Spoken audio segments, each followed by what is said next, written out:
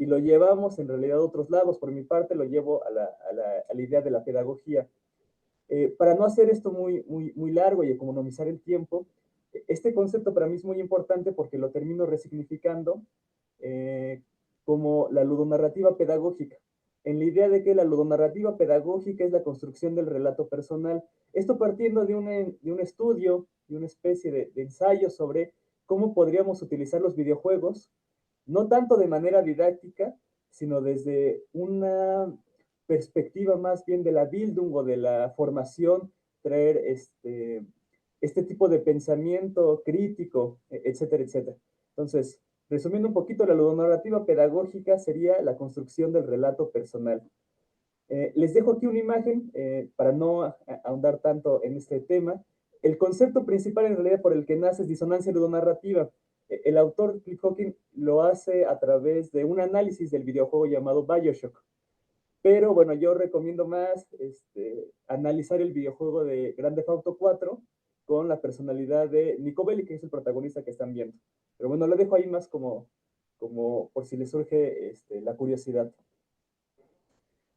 En esta presentación voy a hablar sobre comunidades digitales, porque aunque mi concepto principal, mi tesis, mi categoría es la ludonarrativa pedagógica, quería ponerlo a prueba de cuáles son los efectos de los paratextos pedagógicos, que ahorita lo resumo muy rápido. Serían los paratextos pedagógicos aquellas obras de la industria cultural, dígase películas, videojuegos, música, etcétera, etcétera, cómo impactan en la psique de las comunidades de fans, por ejemplo.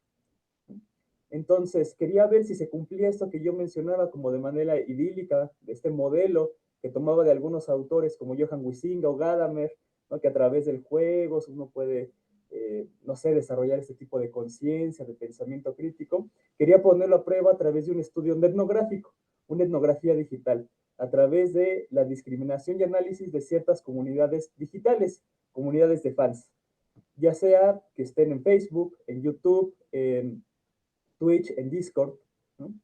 Y aquí es donde me paré, digamos, con un problemilla, ¿no? Y es que ustedes muy seguramente, si son consumidores de contenido digital, dígase YouTube, TikTok, Twitter, Facebook, lo que sea, muy seguramente estos creadores de contenidos utilizan mucho la palabra comunidad, ¿no?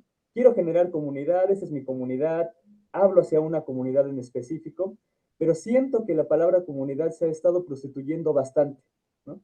¿Por qué todos dicen que es una comunidad? ¿Realmente lo son o no?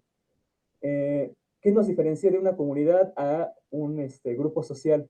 La idea muy básica para mí, más allá de las características elementales como que desarrollan una identidad, un sentido de pertenencia, un léxico, símbolos, etcétera, etcétera, es la idea de la colaboración. Y aludiendo un poquito a esta idea de los paratextos, obras de la industria cultural, les puse aquí unas imágenes de una serie que es muy famosa, no sé si la conozcan, que es Hora de Aventura, que tiene un capítulo precisamente que habla de cómo el protagonista, un hechicero, ¿no?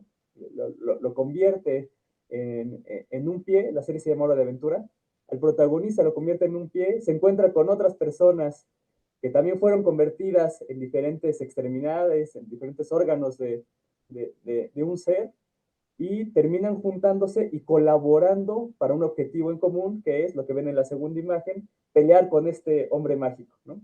Pongo esto como para que sea más fácil de entender que el concepto, la característica esencial que quería encontrar en este estudio es si hay colaboración entre los miembros, más allá de grupos, ¿no? Que se relacionan por un sentido de identidad, porque son fanáticos de alguna serie, película, si puede haber colaboración entre ellos. Y además ya, digamos, para cerrar un poquito esa parte de la introducción, me baso en un concepto que es la idea del cyborg. El cyborg luego lo entendemos como esta persona, como se ve en la imagen de la izquierda, ¿no? ¿Qué es esta persona que está formada por partes mecánicas y por partes orgánicas?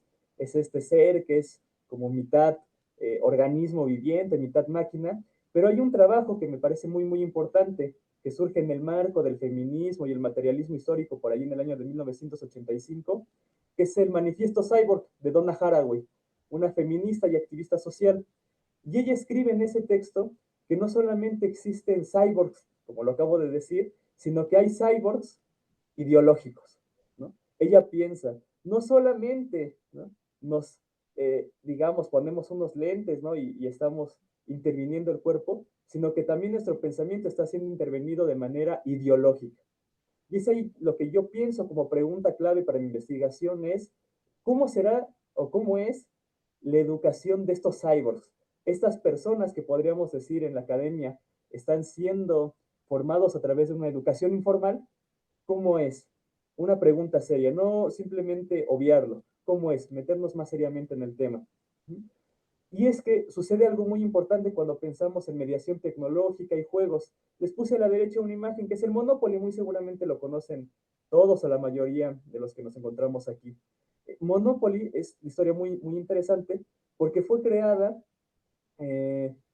por una mujer que no lo llamó Monopoly en primer lugar, sino que lo llamaba los Lords de Arrow, si no me equivoco. Y ella, a través de ese juego, hacía una crítica hacia el sistema capitalista. Lo curioso es que en realidad su idea fue robada por un capitalista y lo terminó convirtiendo en Monopoly. Y Monopoly es un juego que es uno de los más famosos, uno de los más vendidos en la actualidad. ¿No?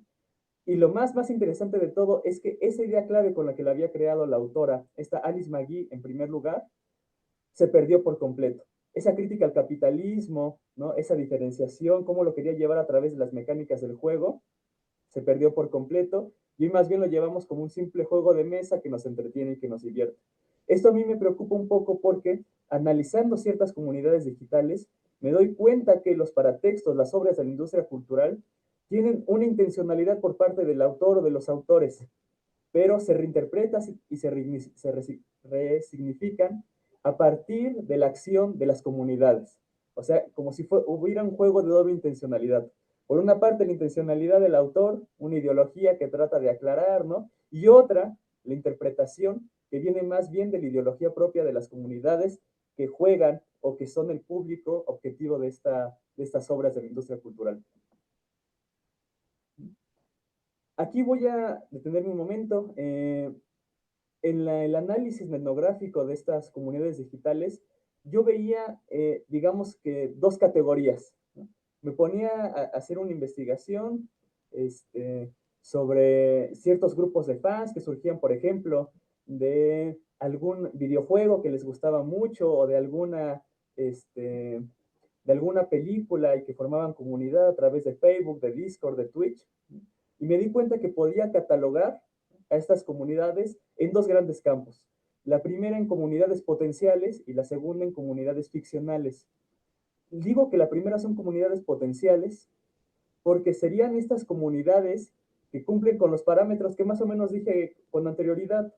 Personas que cumplen un poquito con esta idea de la ludonarrativa pedagógica, la construcción del relato personal, hay una especie de sentido de conciencia, ¿no?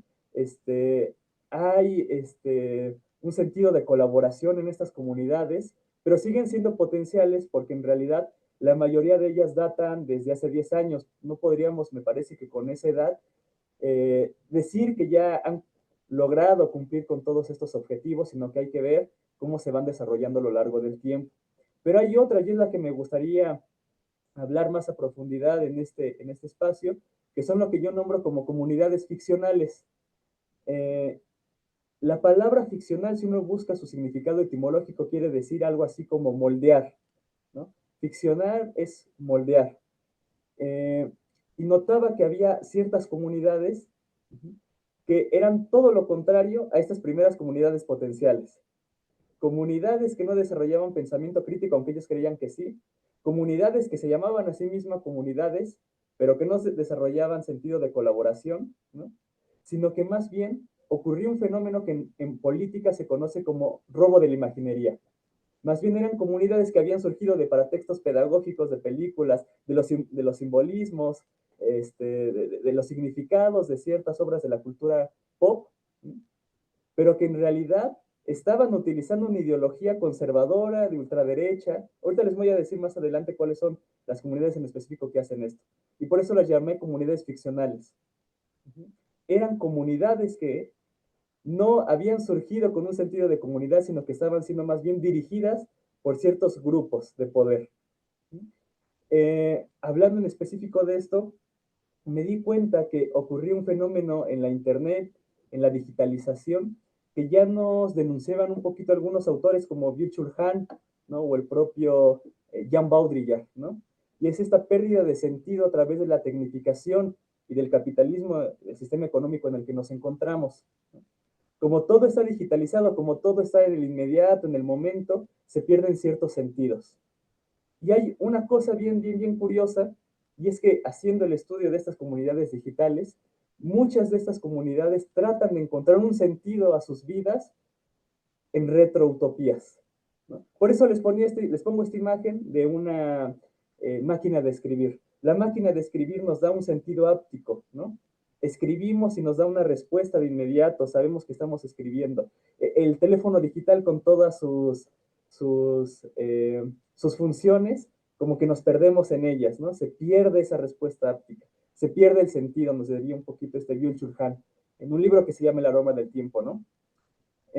Muchas de estas comunidades tienen una ideología muy conservadora, ¿no? De volver a viejos roles de género, de volver a ciertas prácticas anteriores, a estas retrotopías, como si todo el tiempo pasado fuera mejor, ¿no? Muy parecido a esta idea de personas, no sé si lo han notado, muy seguramente sí, que ha habido modas en la compra de ciertos productos de antaño, estas modas que se dicen como aesthetic, ¿no? De, vamos a tratar de volver a comprar máquinas de escribir. Ya no vamos a escuchar música en formato MP3, sino en vinilo, ¿no? Ya no vamos a tomar fotos con nuestros celulares, sino con cámaras digitales. Esto es un fenómeno que, de hecho, lo pueden ustedes comprobar muy fácilmente viendo las métricas, ¿no? De cómo han aumentado en los últimos 3 años, si lo quieren ver así, la compra de este tipo de aparatos. Máquinas de escribir, cámaras digitales o de rollo y reproductores con vinilo, por ejemplo. Hay una búsqueda del sentido porque se ha perdido. Y estas comunidades tratan de encontrar sentido a través de la interacción digital. Un concepto que para mí es clave para entender a las comunidades digitales es la mitología. Esto tiene que ver por completo con la tesis que yo utilizo, que es la ludonarrativa pedagógica. Todas las obras de la cultura pop generan una especie de narrativa, ¿no? Que se constituye como un mito. Luego el mito lo solemos entender como algo que es falso, ¿no? La mitología, de hecho, yo en una ocasión platicaba con una compañera, me decía que ella entendía por mitología todo lo que es anterior, ¿no? Los dioses griegos, los dioses romanos, las culturas prehispánicas, ¿no? Pero la mitología, si aludimos a algunos de los autores, de los estudiosos de la mitología, como Joseph Campbell, Ernest Cassirer, Carl Lilly, nos dirán que la mitología siempre está presente en todo, porque la mitología es un sistema de pensamiento base para todos los demás pensamientos, ¿no? Hasta el pensamiento lógico matemático se tiene que fundamentar de alguna manera en un sistema de creencias y de valores. Les ponía por aquí a la izquierda la imagen del loco del tarot, porque Ernest Cassirer, que es un autor que a mí me sirve de mucho en mi investigación, diferencia dos tipos de mitologías. La mitología natural, que surge a partir de las relaciones sociales, históricas y de manera inconsciente, o sea, nadie es autor de los relatos, de las narraciones que se construyen, sino que es más bien patrimonio de toda de una civilización, de una cultura. Y hay otras que son las mitologías artificiales. Ernest Cassirer, en un libro que se llama El mito del Estado, habla de cómo Platón, ¿no? En la República, al alejar, al rechazar a los poetas, no está solamente rechazando la mitología porque la vea peligrosa, sino porque está tratando de instaurar un sistema político con una nueva mitología. Vaya, está rechazando los mitos de Homero, los mitos de tiempos pasados, para instaurar los suyos propios, como el mito de la caverna u otros. Ernest Cassirer lo que está hablando es de una instrumentalización a través de la mitología. Y eso en realidad lo podemos también encontrar en la actualidad. En ciertas comunidades de fans, ¿no? Encontramos una instrumentalización de la mitología, de las creencias, de los saberes, de la cultura pop en ciertas comunidades. Y por ahí a la derecha les pongo la imagen de, seguramente ya lo ubican, ¿no? Esta famosa escena de la película de Matrix, cuando este Morfeo le da a escoger a Neo entre la pastilla azul y la pastilla roja. Les pongo en específico esta imagen porque hay una comunidad digital que me ha hecho mucha atención y que le he estado estudiando en los últimos meses, y es la comunidad Red Pill. No sé si la conozcan, pero se los digo muy rápidamente. La comunidad Red Pill son un grupo de personas que surgieron del foro de Reddit, una página en internet, pero que en realidad también tienen foros ahí en Discord, en otras páginas, que se supone que ellos mismos se autodenominan, si ustedes lo buscan, como libres pensadores, pensadores críticos, pero que promueven una ideología ultraconservadora, volver a los roles de género anteriores. Incluso muchos de sus pensamientos son misógenos, machistas, reaccionarios. Y curiosamente basan sus creencias, sus modelos, en ciertas películas como Matrix. Por eso ahí se llama Red Pill. Ellos son los Red Pill, son las personas que eligieron la pastilla roja. Y no solamente se basan, digamos, en este mito moderno de Matrix, sino que además se basan en otros mitos como el Club de la Lucha, por ejemplo, o en videojuegos como Halo, como Gears of War. Hay un robo, digamos, de la imaginería porque utilizan todos estos símbolos que tal vez en un principio podríamos decir es entretenimiento, hay una intencionalidad del autor diferente a la interpretación que se le da de la obra, pero terminan siendo utilizados para dirigir el pensamiento de un grupo que cada vez se radicaliza más. ¿Y por qué digo que se radicaliza más? Porque si ustedes buscan ahorita rápidamente estos movimientos red pillers, no solamente ocurren de manera digital en los foros de internet, sino que ya hay noticias, ¿no? Ya hay, eh, ya hay hechos de que estas personas están incursionando, digamos, en el mundo análogo, a hacer acoso sistemático y colectivo. Se empiezan a radicalizar a través de estos mitos. Hay otro concepto que utilizo mucho para catalogar estas comunidades digitales, estas comunidades ficcionales, como les mencionaba con anterioridad, y es el caudillismo. Carl Lilly es un autor que escribía un poco sobre mitología, y él veía que el caudillo es aquella persona que cataliza todo el sentido narrativo de un colectivo. El caudillo es aquella persona que va a cristalizar todas las esperanzas, todos los sentidos de una comunidad. Hablando, digamos, en estos tiempos de Carl Lilly y de Ernest Cassirer, estamos hablando, por ejemplo, de los caudillos en épocas del totalitarismo, del fascismo. Por ejemplo, personajes como el propio Hitler. Son caudillos porque catalizan, cristalizan todo el sistema de creencias, de sentidos, de valores de una comunidad en una sola persona. Este tipo de comunidades digitales, entre comillas comunidades, porque no colaboran realmente, no cumplen con esos parámetros que les dije con anterioridad, terminan siendo sistemas jerarquizados donde hay un caudillo principal que dirige la acción de todo el colectivo.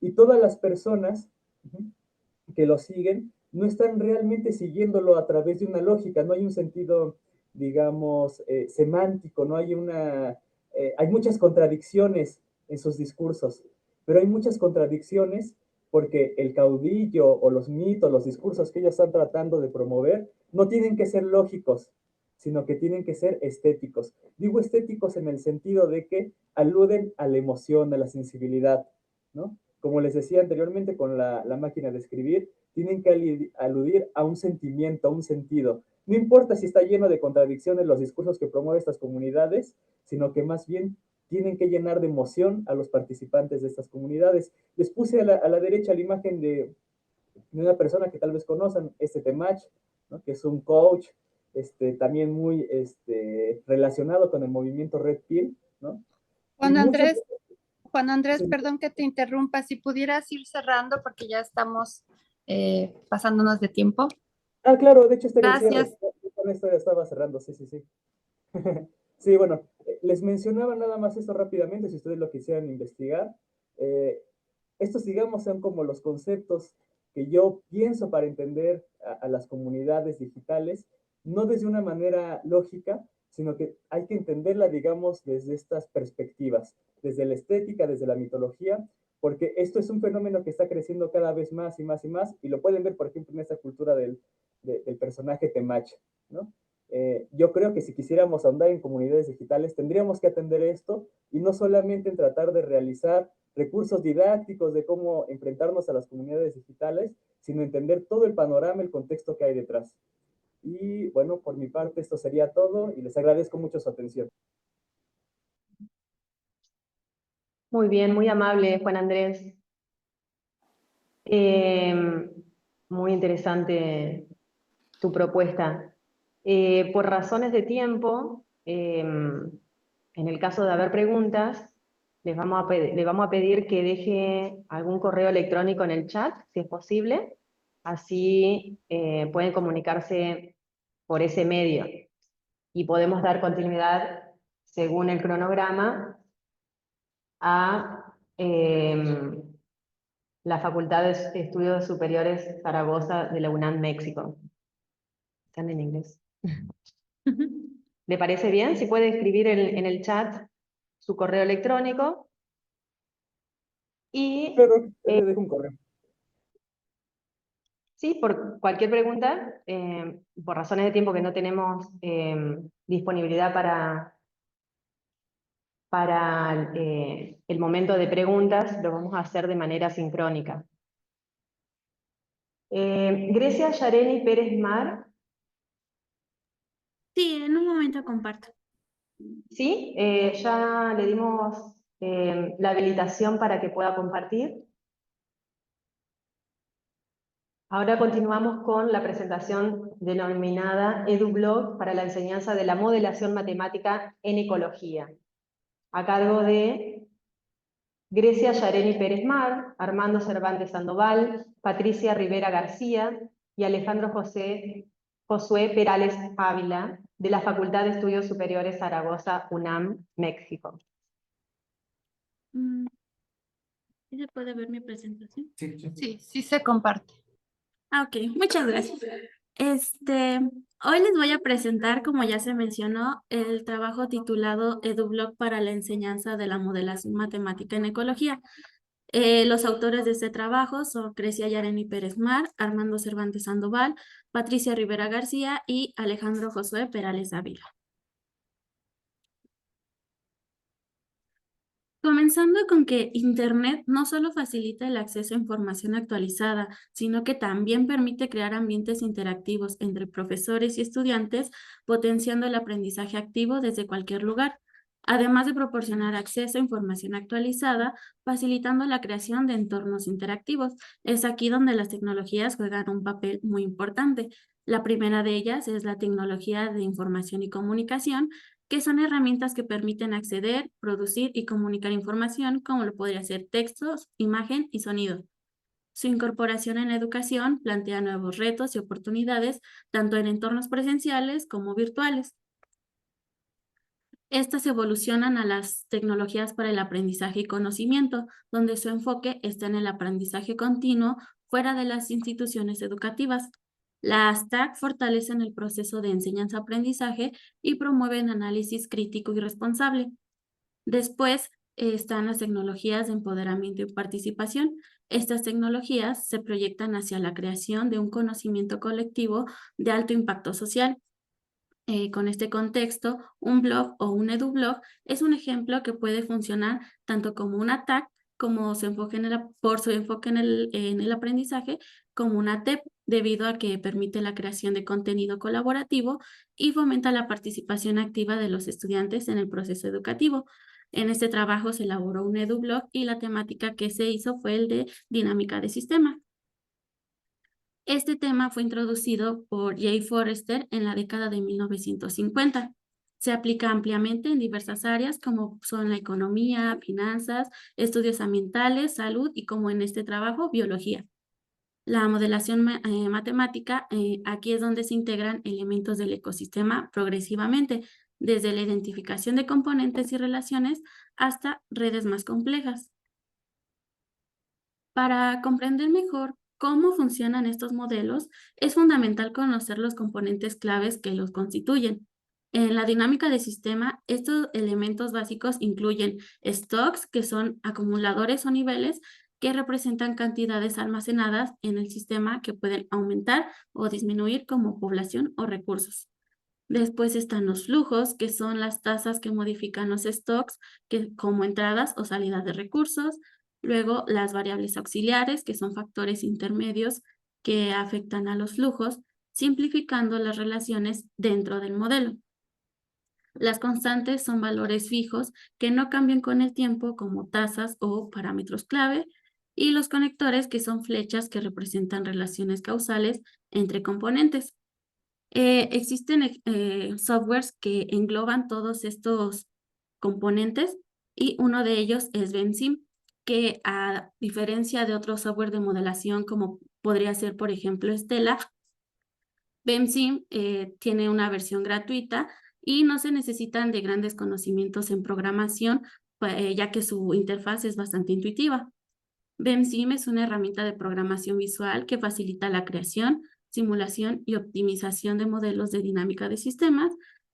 Sus componentes claves, como ya mencioné, son variables de nivel, rutas de flujo, variables auxiliares, constantes y líneas de información. El propósito de este software es el de traducir sistemas reales en modelos matemáticos comprensibles para su análisis y su manejo. Con toda esta información, el objetivo de este trabajo fue desarrollar un EduBlog que facilite la comprensión de la modelación dinámica de procesos ecológicos en el curso de Ecología Cuantitativa, promoviendo el uso del software BEMSIM como herramienta de apoyo en el aprendizaje. Este enfoque surge ante la necesidad de contar con recursos que faciliten el acceso y la comprensión de la modelación en este campo, especialmente en un formato interactivo y accesible. Actualmente existen pocos materiales que guíen de forma, como mencioné, accesible a los estudiantes en este tema. Además, el uso de tecnologías educativas como un EduBlog permite que los estudiantes accedan al contenido de manera flexible. Como método, lo primero que se hizo fue una selección de modelos. En total se eligieron 8 modelos dinámicos de ecología cuantitativa que van desde la interacción presa-depredador hasta sistemas de agricultura intensiva y empresariales. Cada modelo incluye una introducción al contexto, explicaciones matemáticas y un tutorial paso a paso para su desarrollo en BEMSIM. Una vez que se tuvieron estos ejercicios, estos se organizaron en el EduBlog interactivo con simulaciones, guías visuales y contenido accesible para su difusión y uso. Después se ejecutaron algunas simulaciones con diferentes escenarios, analizando las dinámicas y las interacciones ecológicas.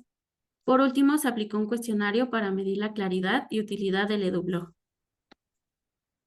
Vamos a comenzar explicando la estructura de cada uno de los ejemplos que se desarrollaron para el EduBlog. Cada ejemplo incluye 5 elementos clave. El contexto del modelo, que explica el trasfondo y la importancia del fenómeno ecológico o social que estamos modelando. Después, un análisis de ecuaciones donde se muestran y se explican las fórmulas matemáticas que subyacen al modelo. Después, un desarrollo paso a paso en BEMSIM, lo cual es fundamental para guiar al usuario en la creación del modelo dentro de este software. Luego están las conclusiones del modelo, donde se analizan los resultados obtenidos de la simulación. Y finalmente, se colocan algunas preguntas interactivas sobre el modelo que están diseñadas para que el usuario reflexione sobre los escenarios que puede generar. Aquí se pueden observar los 8 modelos que se desarrollaron para el EduBlog. Los modelos incluyen tanto sistemas ecológicos como un modelo social, proporcionando una variedad de escenarios que permiten estudiar diferentes procesos dinámicos.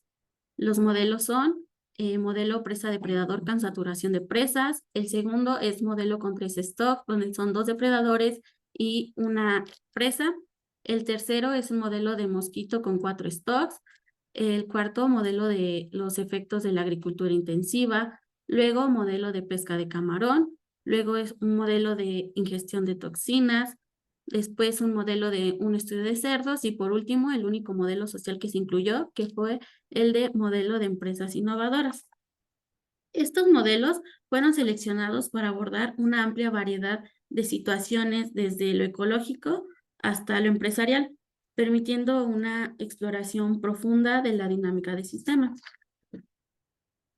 A continuación se muestra el modelo presa-depredador con saturación de presas. Este modelo es el menos complejo de los que se desarrollaron, ya que solo tiene 2 stocks, que es la población de presas y la población de depredadores, y pocas interacciones entre ellos. Esto lo convierte en un buen punto de partida para que los usuarios que recién se inician en la modelación dinámica puedan comenzar. El propósito de iniciar con este modelo es permitir que los usuarios se familiaricen con los conceptos básicos de la modelación en BEMSIM antes de avanzar a modelos más complejos. Aquí se puede observar el mismo modelo que presenté, pero quiero resaltar una funcionalidad clave en BEMSIM, que es la opción de simular con cada cambio del cursor. Esto permite al usuario modificar variables y observar los resultados en tiempo real. Esta herramienta es especialmente útil en el paso a paso del modelo, ya que facilita la creación de diferentes escenarios. Al finalizar cada ejercicio, el usuario puede responder preguntas interactivas basadas en estos escenarios simulados. El último de los ejemplos que coloqué es el de modelo de empresas innovadoras, que es, como dije, el más complejo de todos. A diferencia del modelo anterior, este cuenta con 3 diagramas en la misma hoja de BEMSIM, que se conectan entre sí a través de variables sombra, lo que significa que existen interacciones entre diferentes subsistemas. Además, tiene múltiples stocks, variables, constantes y flujos, lo que permite representar interacciones más intrínsecas. Este modelo es ideal para usuarios más avanzados, ya que requiere una comprensión más profunda de la dinámica del sistema. Aquí se puede ver mejor cada uno de los modelos, ya que en esta imagen no se puede apreciar bien. Aquí es el diagrama 1, el diagrama 2 y el diagrama 3 de este mismo modelo. Una vez que se desarrollaron los 8 ejemplos, fueron colocados en el EduBlog, donde se explica, donde se explican los modelos. Aquí les dejo el link por si gustan consultarlos. El primer menú que aparece en el blog es el de la introducción. Aquí se ofrece una vista general del EduBlog, donde se explica de qué se trata, cuál es su objetivo principal y cómo está estructurado para facilitar el aprendizaje de la modelación dinámica en la ecología. Después está el menú de BEMSIM. En este menú se van a desplegar 2 pestañas, el de instalar y el del entorno. En la pestaña de instalar, esta es una guía de usuario desde el proceso de descarga del software hasta su correcta instalación en la computadora. Esto asegura que independientemente del nivel técnico que tenga el usuario, pueda acceder y comenzar a utilizar BEMSIM.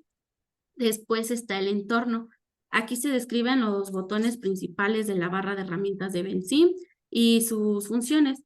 Este submenú es pues especialmente útil para quienes no están familiarizados con el software, ya que les da un panorama claro de las herramientas que usarán para crear sus modelos. A medida que se avanzan con los ejemplos, se introducen otras funciones más complejas, lo que ayuda a enriquecer el conocimiento del usuario sobre el software de manera progresiva. Después está el menú de modelación. Aquí se incluyen los 3 modelos básicos del tema, que es modelo exponencial, modelo logístico y modelo presa-depredador.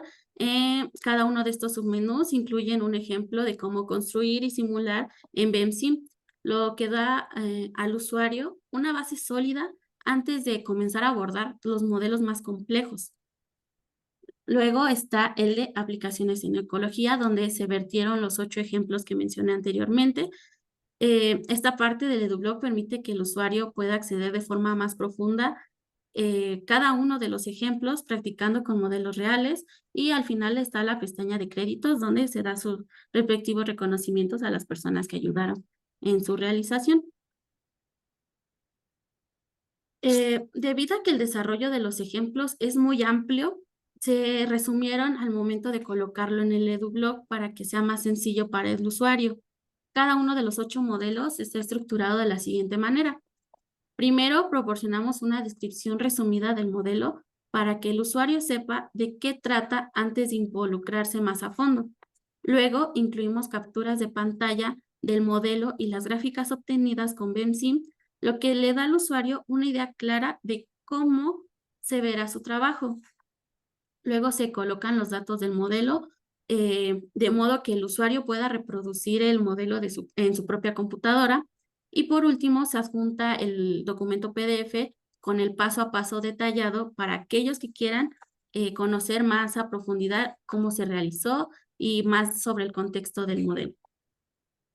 El EduBlog fue presentado a los estudiantes del curso de Ecología Cuantitativa de la carrera de Biología de la FES Zaragoza, brindándoles una explicación detallada sobre su contenido.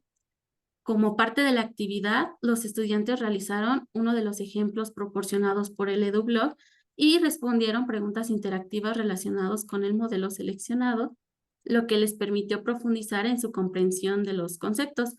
Mientras realizaban esta actividad, la actividad que ellos realizaron fue la del modelo de presa depredador con saturación de presas, y con cada duda, pues yo estaba ahí presente también para contestarles cualquier duda que tuvieran sobre el software.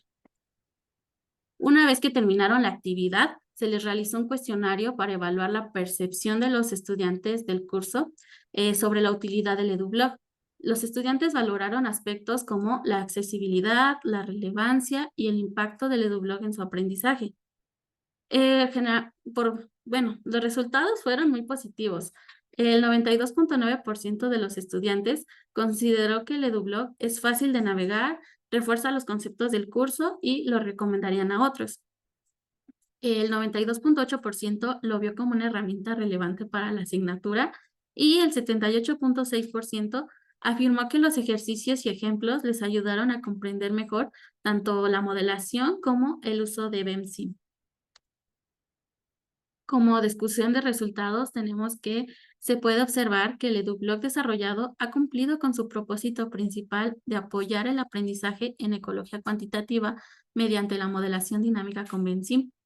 La creación del EduBlog con ejemplos de modelación en ecología permitió a los estudiantes explorar y comprender conceptos complejos de una manera interactiva y práctica. Durante el desarrollo de los ejercicios, se estructuraron 8 modelos que abarcaban situaciones ecológicas reales y un modelo social. Cada uno de ellos con su respectivo contexto, análisis de ecuaciones y un tutorial paso a paso para su implementación en BEMSIM. Esta estrategia de trabajo no solo facilitó la comprensión de los sistemas ecológicos modelados, sino que también permitió visualizar cómo el comportamiento de estos sistemas emergía a partir de las interacciones entre sus componentes clave. Como conclusión tenemos que este proyecto ha logrado crear una plataforma de apoyo que no solo complementa las enseñanzas del curso, sino que también potencia el uso de herramientas tecnológicas en la educación ecológica. En el futuro, la incorporación de los comentarios y sugerencias de los estudiantes permitirá enriquecer aún más la funcionalidad y efectividad del EduBlog, consolidándolo como un recurso de apoyo para el aprendizaje de la modelación dinámica en ecología. Este trabajo fue elaborado en el Laboratorio de Aplicaciones Computacionales de la FES Zaragoza. Aquí les dejo el contacto de los autores y... Yo solo quería comentar y agradecer esta presentación. Y el tema de los EduBlog, yo en cuestión de contenido entendí la mitad, pero en cuestión de la estructura del uso del EduBlog y de lo que podemos lograr con él, me parece No muy enriquecedor. escuchamos. Ok. ¿No me escuchan? Ya. ¿Ya? Ok. Solo decía que gracias y que el tema del EduBlog me parece muy enriquecedor para producir sitios para los chicos y para nosotros en nuestra formación. Y decía el contenido, lo personal, no le entendí mucho, pero sí la estructura de lo que podemos hacer con ello. Y por eso me parece mucho más enriquecedor, porque podemos ver cómo de los diferentes temas, de los diferentes intereses que tenemos, lo que podemos lograr. Solo era eso. Muchas gracias, felicidades.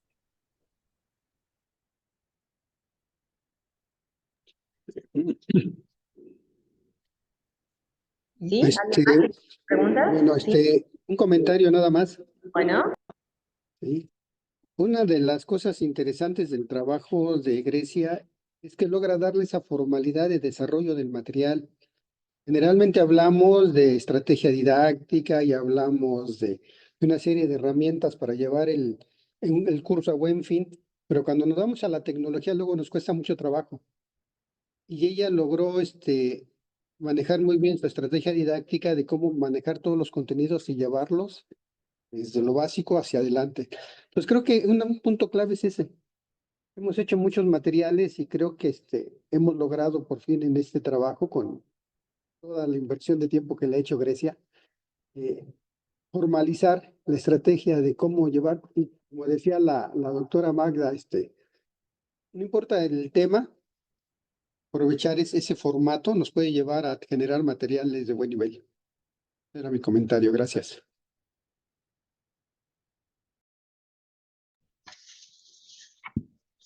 Muchas gracias. ¿Alguien más desea hacer alguna pregunta?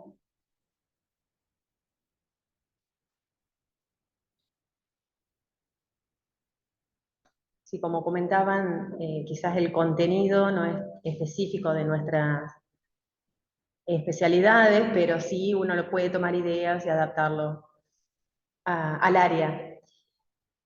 Bueno, acá dejaron un comentario: felicidades al equipo, las matemáticas son especialmente difíciles, con esta presentación se hace evidente que se puede facilitar el aprendizaje del manejo de temas complejos. Así que muchas gracias por su participación, y le vamos a dar voz a Magda Lilali Rendón García, docente de la UNAM, la tenemos aquí presente. Y su trabajo se titula Del estudiante autónomo al ciudadano digital, estrategias de vida en el mundo virtual. Así que cuando gustes. Hola, muchas gracias. Bueno, ahora, según yo ya había practicado en la tableta y ahora no me deja, pero ahí voy. Compartir pantalla.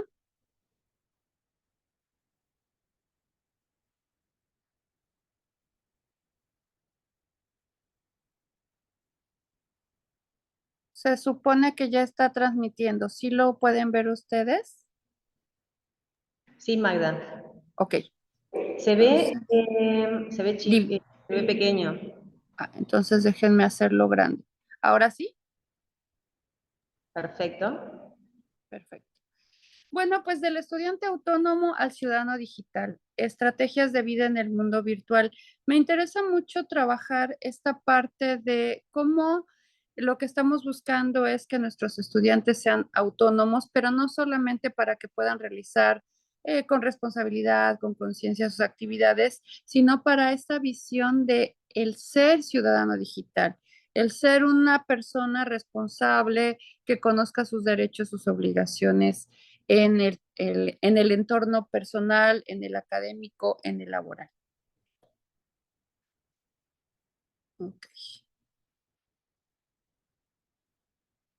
Ahí voy, ahí voy, ahí voy. ¿Cuál es el objetivo? Bueno, esto tenemos que ver cómo se lleva a cabo en la vida cotidiana, y una de las cosas que me parece importante iniciar es qué hacemos en la vida cotidiana de forma presencial y cómo se ha ido transformando con el uso de la tecnología y cómo se ha ido transformando al punto que ya no saben trabajar sin tecnología. Entonces, tendríamos que empezar por ver cuál es el concepto de autonomía. Hay muchas formas de abordarlo. En términos prácticos lo presento así: capacidad y derecho de cada persona a tomar sus propias decisiones a lo largo de la vida. Y esta parte me gusta mucho porque en realidad la autonomía no la desarrollamos cuando ya son adolescentes. La autonomía la tenemos que desarrollar desde que son chiquitos, desde que los ayudamos a tomar decisiones de qué color de ropa te vas a poner, y no nosotros decirle porque esto combina según la norma social del momento, y que eso nos cuesta trabajo, ¿no? Entonces, la autonomía también implica que no haya coerción o influencia de terceros. Y vean qué complicado, porque nos dijeron el deber ser, y entonces en las siguientes generaciones nosotros aplicamos el deber ser a veces sin pensarlo.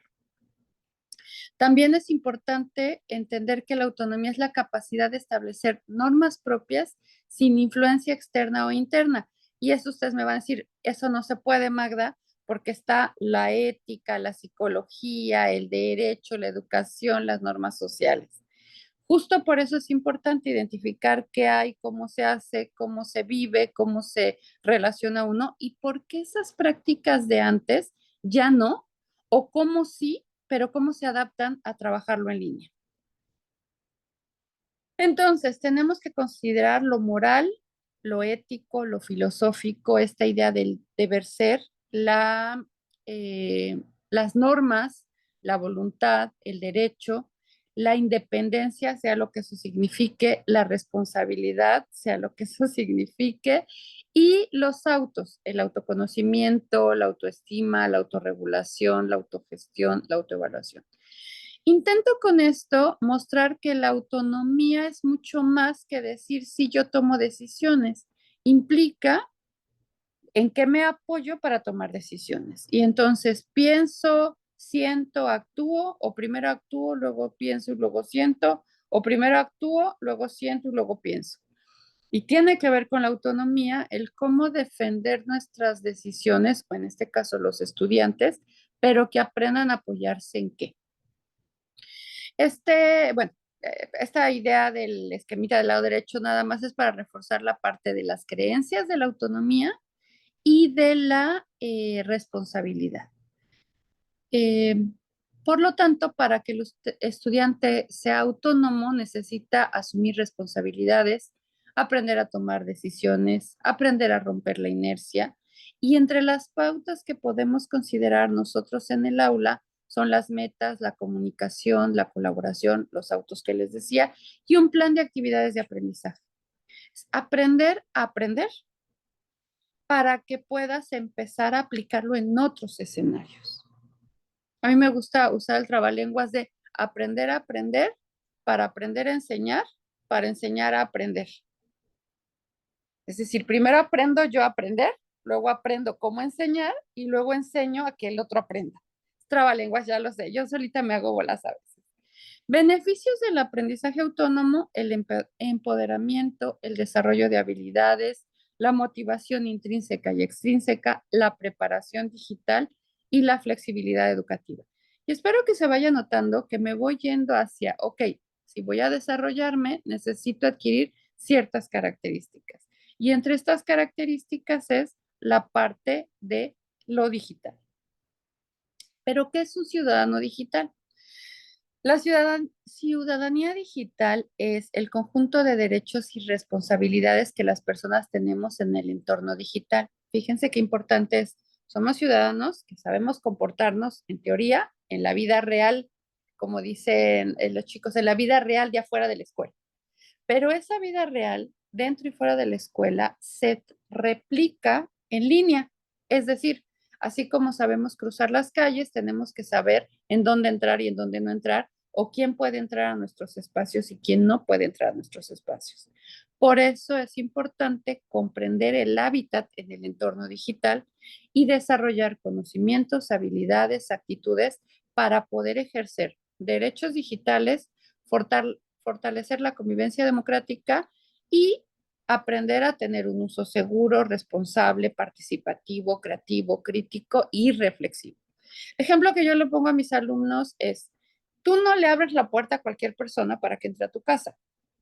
Y si una persona toca y te dice, ¿puedo pasar? No le dices, claro, adelante, mira, aquí están mis cosas, puedes revisar mis cosas. Tienes ciertos filtros y ciertos límites. Bueno, lo mismo pasa en línea.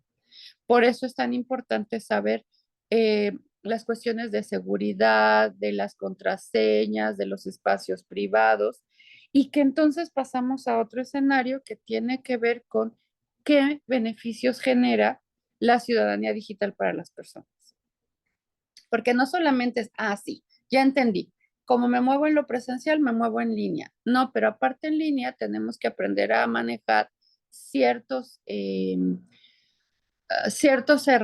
herramientas, ciertos recursos, tenemos que comprender cómo se manejan estas certificaciones en línea y cómo usamos estas certificaciones, las oportunidades de educación y de trabajo en lo digital, lo que implica estudiar y trabajar en línea y el tema del e-commerce o el comercio en línea, que es cómo lo o sea, cómo compro, en dónde compro y cuál es el impacto que tiene el hecho de consumir cosas en otras partes. Por ejemplo, ahorita que el compañero Juan decía, ¿han visto esta caricatura? Dije, híjole, ahí se nota la diferencia de edades, porque esa caricatura que comentó, yo la vi así a lo lejos cuando mi hijo la veía. Es decir, esto también tiene que ver con el espacio en donde nos desenvolvemos y a dónde consumimos. Este comercio en línea que se está haciendo mucho, nos falta conocer las leyes y los límites de protección de intercambio comercial, por llamarlo así, porque hay mucha gente que está comprando cosas en el extranjero muy baratas, pero cuando tienen que pasar para acá, pues ya no las podemos recibir porque o salen muy caras o está limitado ese producto. Es decir, trato de decir que el ciudadano digital no solamente es cómo convivimos en el espacio de nuestro país, sino esta interacción con los otros. Y entonces, entre los principios es el respeto a la diversidad, entonces tenemos que entender qué es diversidad y para qué sirve y cómo se maneja, la inclusión, la igualdad, la protección de la privacidad, la libertad de expresión y la lucha contra el acoso y la discriminación. Y vean qué complicado es esto, porque si apenas estamos medio logrando que de forma presencial no acosen y sean inclusivos y consideren la equidad, pues ahora en línea ocultos en una cámara, o mejor dicho, con la cámara apagada, ocultos en este espacio, pues es mucho más fácil que se recuperen estas malas prácticas, por decirlas así. Entonces, hay 4 dimensiones importantes que tiene que manejar el ciudadano. Alfabetización digital, el reconocimiento del cuidado y la responsabilidad digital, la participación ciudadana y la creatividad digital e innovación, que en otras sesiones hablaron de esta parte importante de la creatividad. Y en esta florecita que les comparto aquí, en este esquema, quiero que vean rápidamente educación, comunicación, las etiquetas, el acceso, responsabilidad, el comercio, el derecho, la ergonomía y me salté la palabra clave que es el riesgo. ¿Cómo aprendo para poder comunicarme y para no caer en situaciones como sucedería en la calle, que si te habla un desconocido que te subas a un coche, no te subes? Si un desconocido te manda un enlace para que entres a un sitio, no entras. Pero ¿cómo limitarlo? Porque con tal cantidad de información y el mal manejo que tenemos para reconocer las falsas noticias o la falsa información, pues ahí nos perdemos. Entonces, ¿qué es el mundo virtual? Porque ya hablé de que qué bonito de lo presencial a distancia, pero ahora es qué pasa con el mundo virtual.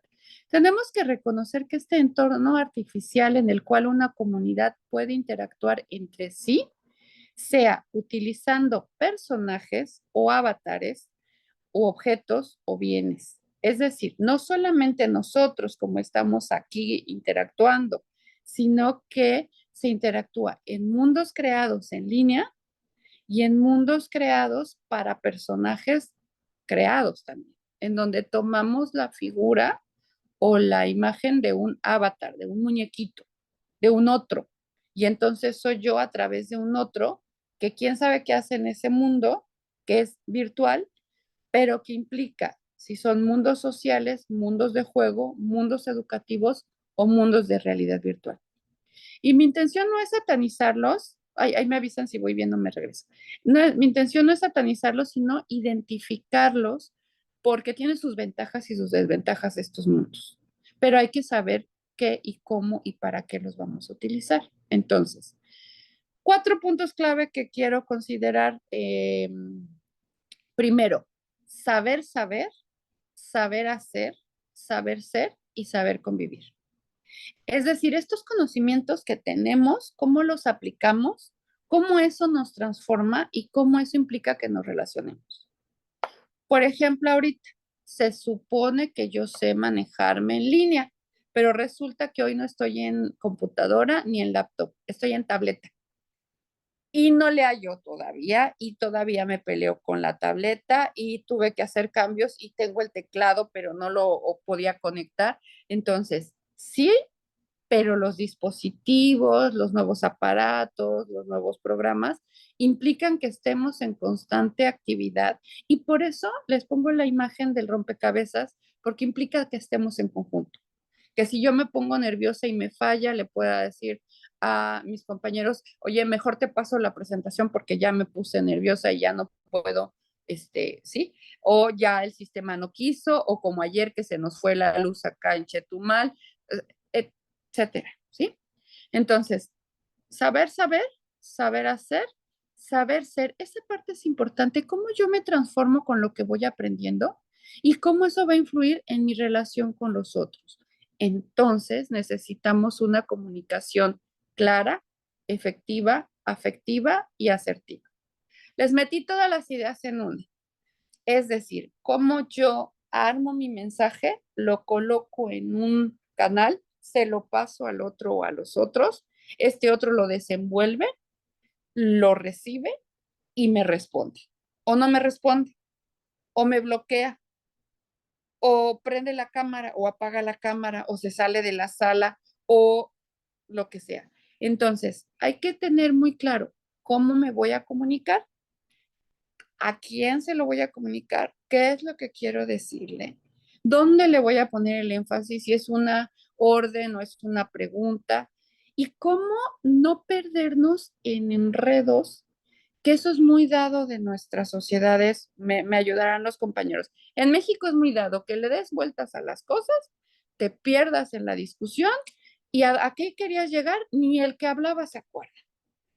Pues la idea de esto es que aprendamos a decir qué es lo que quiero comunicarle al otro, para que el otro pueda entenderme. Y si el otro me contesta mal, puedo decirle, espérame, creo que no me estás entendiendo. Entonces, para ser afectivos, tenemos que considerar al otro, pero no en contra de nosotros mismos. Para ser asertivos es identificar cuál es el meollo del asunto.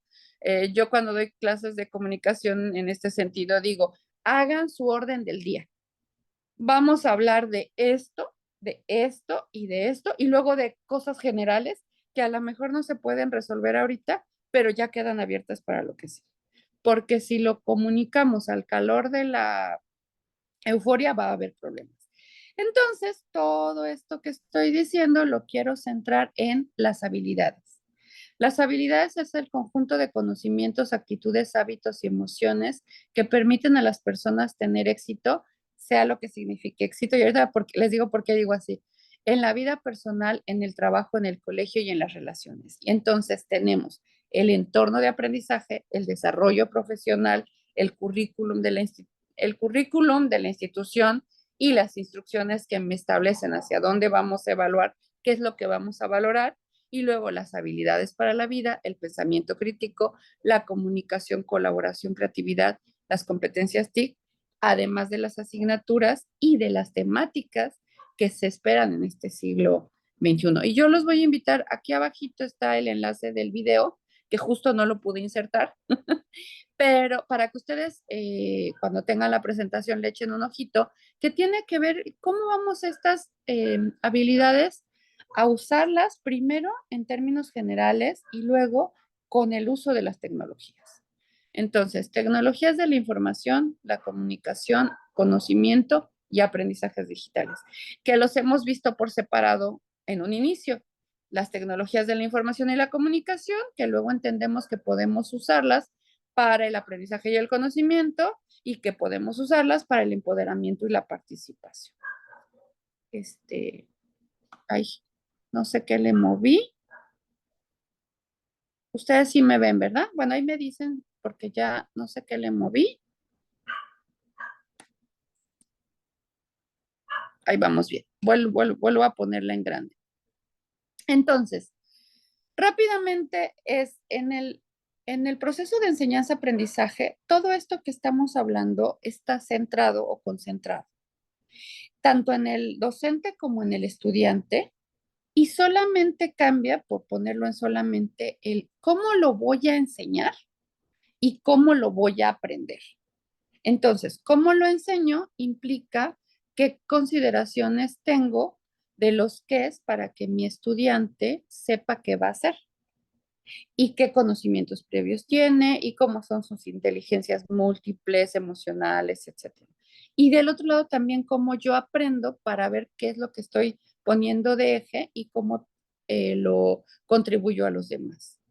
Entonces, me voy a ir más rapidito porque siento que estoy terminando. Bueno, sí puedo terminar esto. Inteligencias múltiples, habilidades socioemocionales, conocimientos previos, saberes, perfil tecnológico y los autos los tenemos que considerar docentes y alumnos.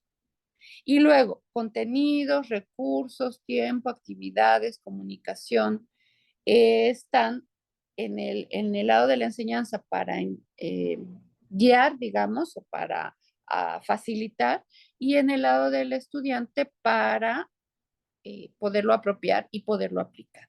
Entonces, en conclusión, esta idea del aprendizaje autónomo quiero que se aterrice en conocer los mundos, el mundo interior, el mundo exterior y el mundo virtual.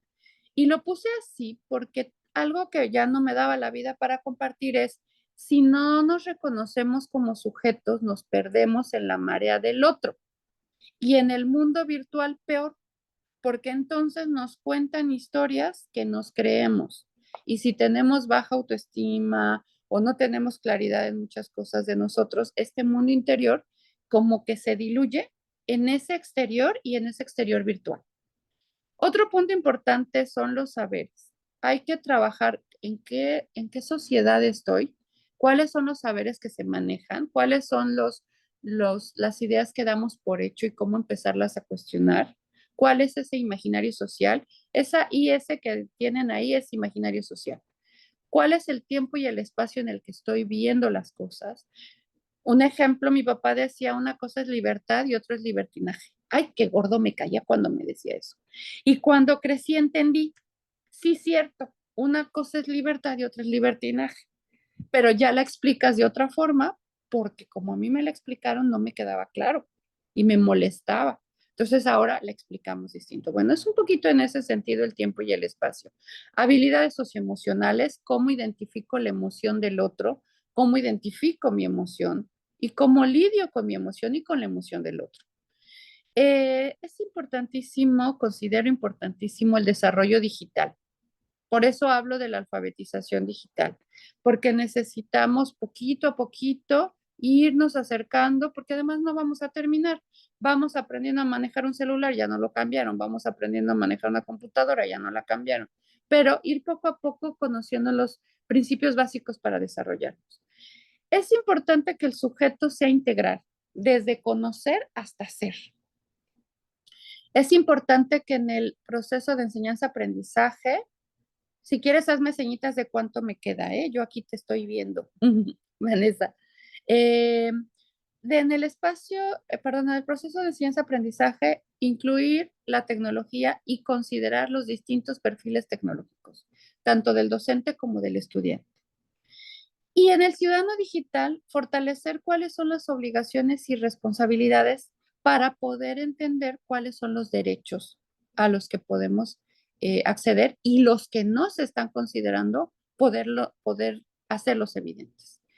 Y de lo individual a lo grupal, de lo individual a lo grupal a lo colectivo, para fortalecer la cooperación y la colaboración, donde la cultura es trascendental. Yo siempre les digo a los chicos, se vale ver tonterías y se vale ver bobadas y se vale reírse de cosas, pero ¿qué porcentaje del tiempo lo usas para echarle basurita a tu cerebro? ¿Y qué porcentaje lo usas para echar contenido que te puede alimentar? O sea, ¿cuántas frituras te comes y cuánto comes sanito?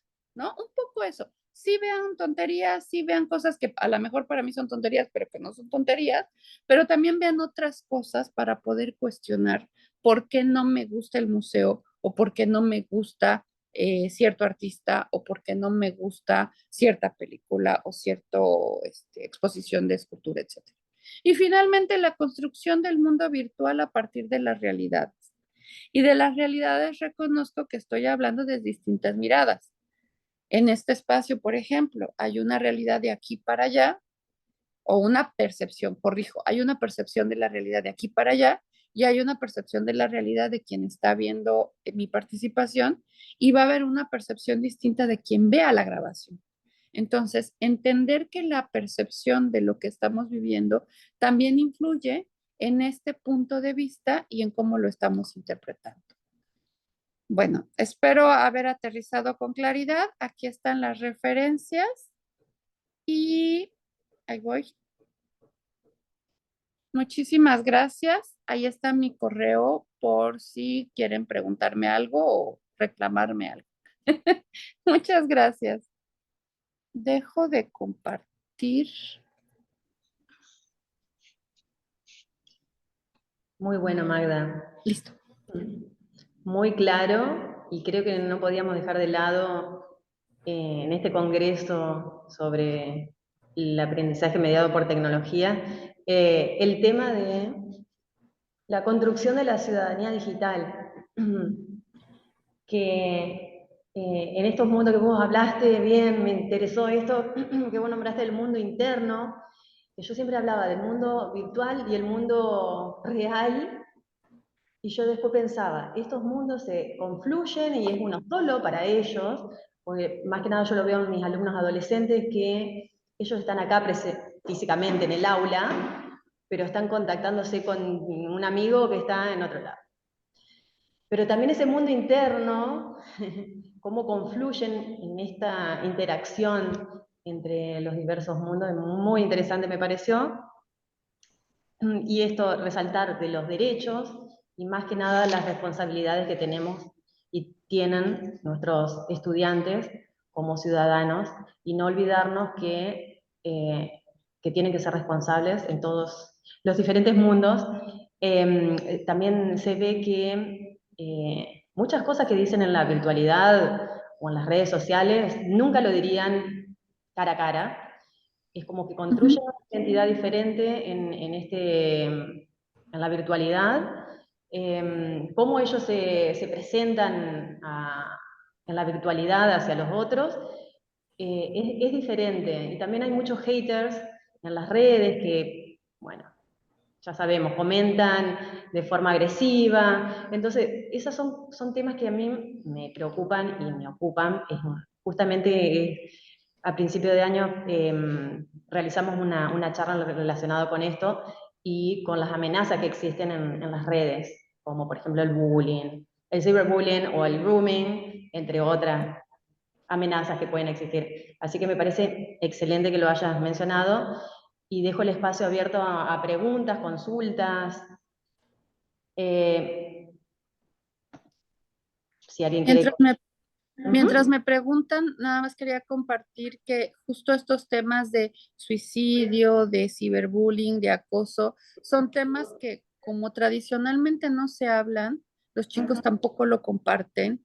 Y por ejemplo, a mí en terapia cuando me dicen que ya no quiero vivir, yo uso mucho la pregunta es, ¿ya no quieres vivir o ya no quieres vivir así?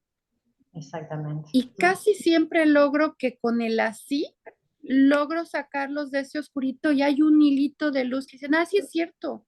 O sea, no es que no quiera, lo que pasa es que esto ya no lo quiero. Eso ayuda mucho y en estos espacios virtuales creo que nos ayuda a hacerlos ver. Los chicos, si lo han de vivir ustedes, de repente dicen, se me fue la palabra, es que dicen, si no lo publicas, no existes. Sí. Y entonces, ¿cómo convencerlos de que sí existen aunque no publiquen y que lo que publicas lo estás aventando afuera para que cualquiera lo tome y corres muchos riesgos? Y ya lo último que les cuento que me pasó con un amigo cercano, yo publiqué una foto y él cortó la foto y me mandó, o sea, cortó mi foto de solo los labios y me puso qué bonitos labios. O sea, si se fijan, no es algo feo, no es algo malo, pues me asusté. Sentí muy feo. Entonces, ¿cómo también estas reinterpretaciones de cómo relacionarnos puede ser con toda la mejor intención y tú dices, no, espérate, ¿por qué me recortas y para qué me lo mandas y entonces uno cuestiona para qué publicas tu foto? ¿Qué es lo que estás queriendo compartir? ¿No? Ya, nada más, me callo. Tal cual. No sé si alguien quiere hacer alguna consulta. Sí, aprovecho para comentar algunas cosas en el concepto de la ciudadanía. Yo creo que vamos a tener que hablar de un civismo ciudadano, ¿no? Digital, porque hay cosas interesantes. Yo me acuerdo que antes, cuando estaba uno platicando con alguien y llegaba uno y se metía en la plática, los papás nos corrían y decían, espérese que estoy platicando con esto. Y ahora los muchachos nos dicen, espéreme, maestro, porque está entrando una llamada. ¿Qué pasó? Bueno, a mí me chocaba, ¿no? Pero bueno, al final tengo que aceptarlo. La otra, yo doy clase a las 9 de la mañana y un día llega un alumno y me reclama que me mandó un mensaje y que los dejé en visto. Yo no entendía qué era eso, pero bueno, para ellos parece ser que dejarlos en visto es grave.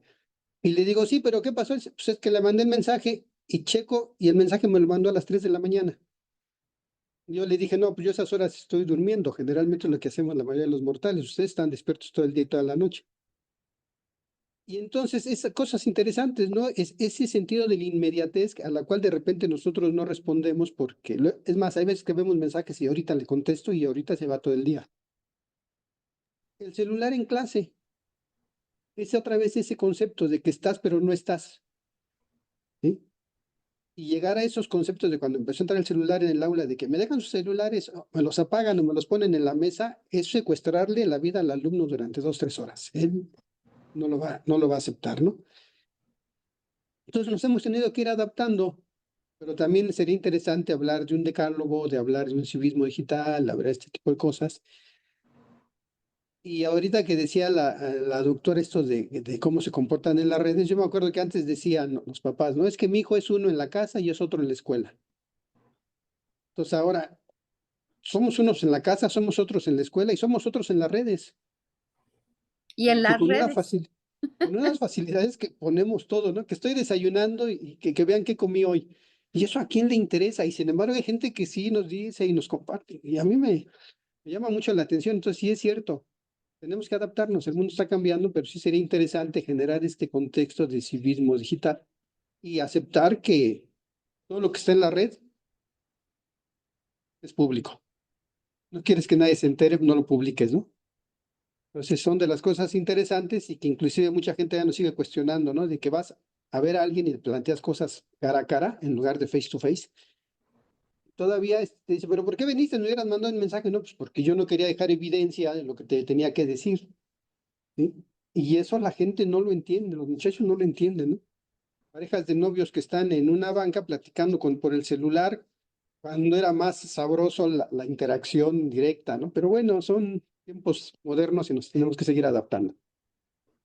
Ahora, Armando, yo diría que creo que en esta adaptación es sacarle el provecho y aprender a cuidarnos, porque tiene sus ventajas. Yo, por ejemplo, uso que haya evidencia. Yo mando mensaje para lo que te dije, luego no me salgas con que me equivoqué de hora. Claro que ahora con este evento yo decía, en México son las 8, pero aquí son las 9, pero allá son las 11. Ya no sabía ni cómo me llamaba.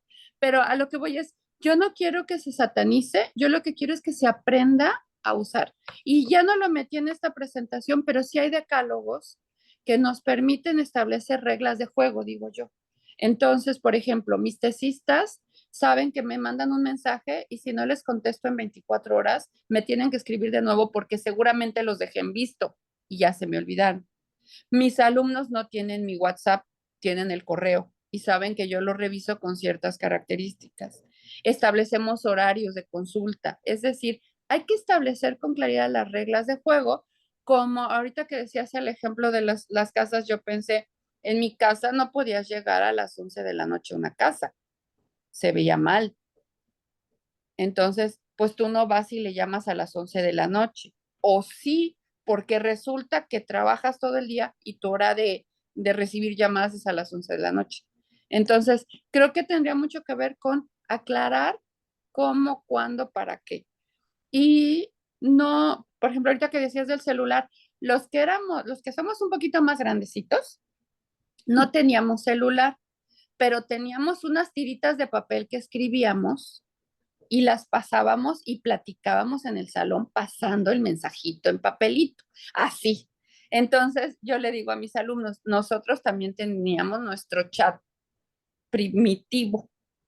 El chiste es cómo logramos que usen el celular para beneficio de la clase y no para estarse distrayendo, porque igual están sin celular, sin cuadernos, sin cabeza, ¿no? Nada más te están haciendo así, te están haciendo así, pero si les preguntas en realidad no están poniendo atención, que esa es la parte que a mí me preocupa, es por qué no estoy logrando que me pongan atención, qué nos está faltando. Bueno, ya.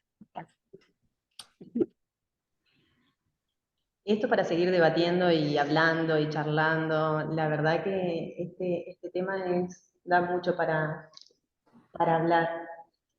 Así que bueno, Magda, seguimos en contacto seguramente, porque es un tema que a mí como decía, me preocupa y, hay que aplicarlo y trabajarlo en el aula, en todos los niveles educativos.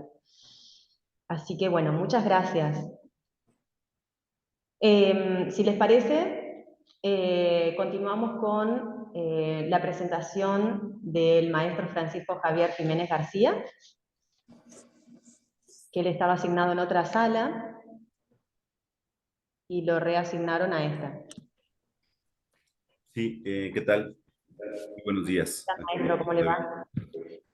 El trabajo se titula Estudio relacionado con el aprendizaje de estudiantes del Instituto Politécnico Nacional en la pospandemia. Así que, bueno, ya está habilitado para compartir pantalla. Cuando usted guste, puede Sí, dar voy a inicio. compartir pantalla. Bueno, solo estuve atento a las presentaciones. Agradezco a todo el comité por el espacio. Nosotros debimos de haber presentado ayer, pero pues bueno, mis colegas y yo tuvimos algunas actividades, ya no nos fue posible presentar. Hace un momento la maestra Magda iba yo a comentar algo de su presentación brevemente, de lo último que comentaba. De hecho, eso es parte de lo que andamos buscando también con esta presentación. Y aquí se ve la complejidad de lo que es ser docente con todo esto. Bueno, como ya nos presentaron, nosotros somos 4 profesores que trabajamos en el Instituto Politécnico Nacional, aquí en la Ciudad de México todos, en diferentes unidades académicas.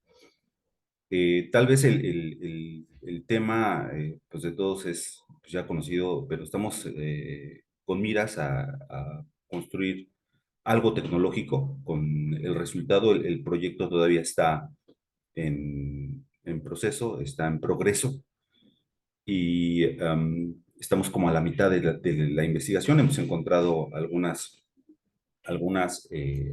aspectos pues interesantes respecto de este estudio, que se llama Estudio relacionado con el aprendizaje de estudiantes del Instituto Politécnico Nacional en pospandemia. Puede parecerles el título tal vez un poco trillado porque pues, bueno, la pandemia dejó muchísimas cosas.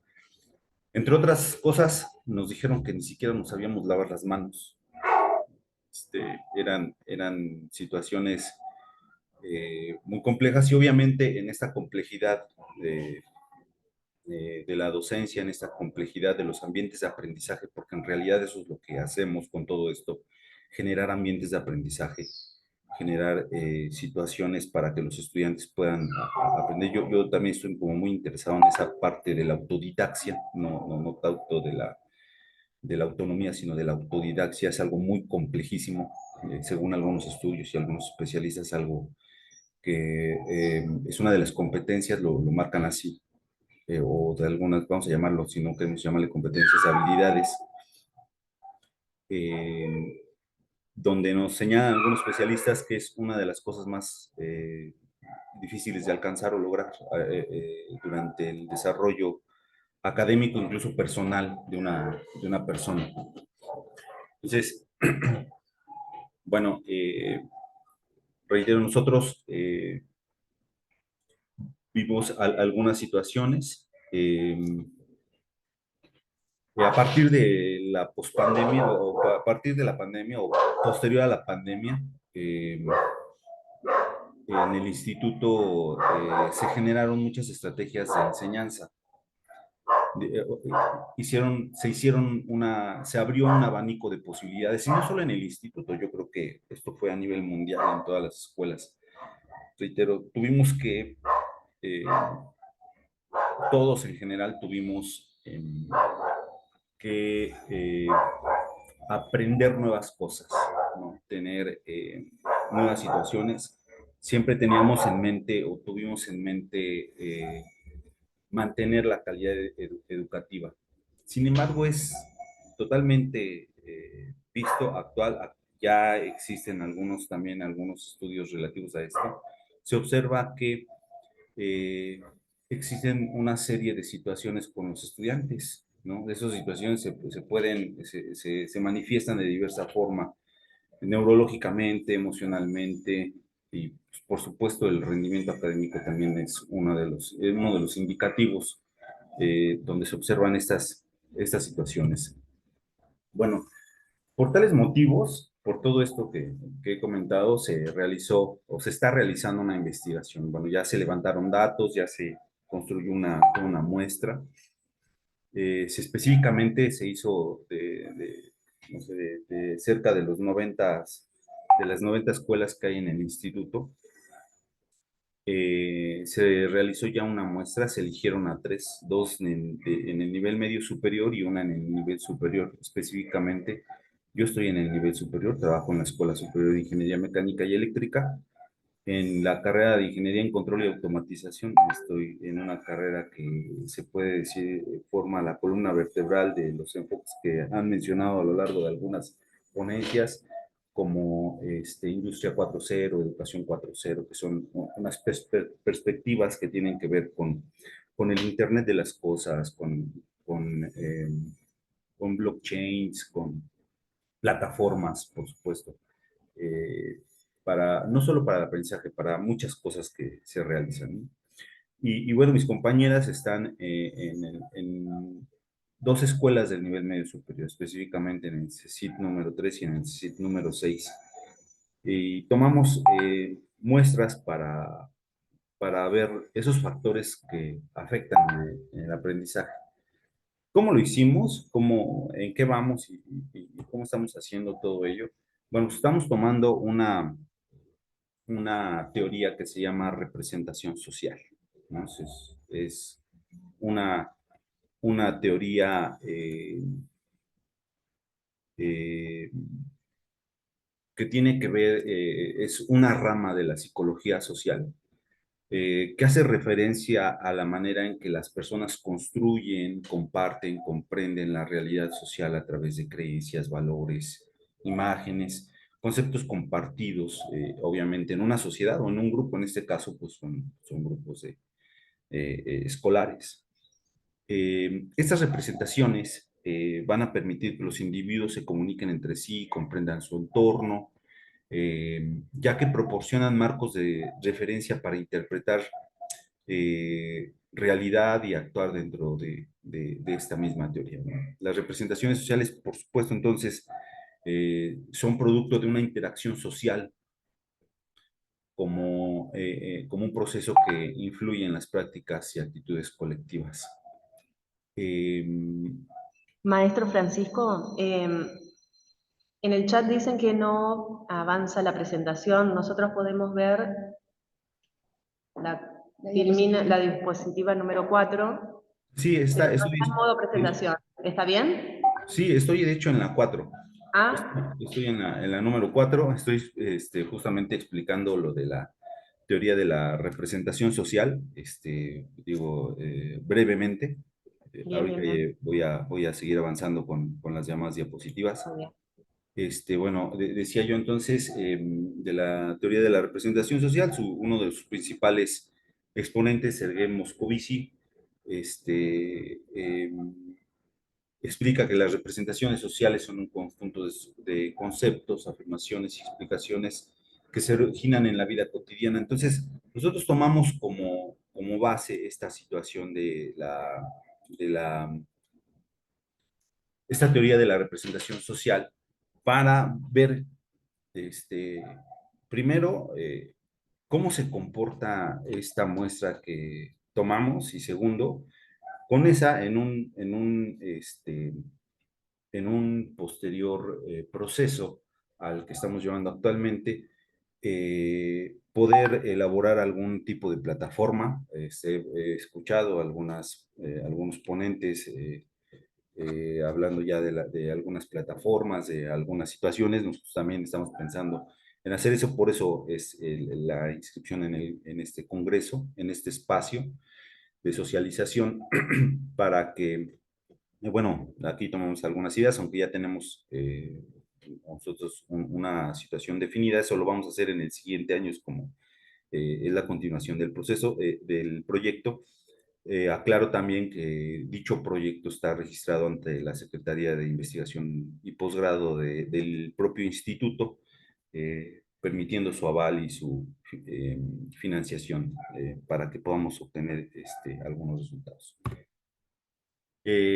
Bueno, esto del confinamiento, pues le comentaba que obligó a todos a utilizar ambientes virtuales.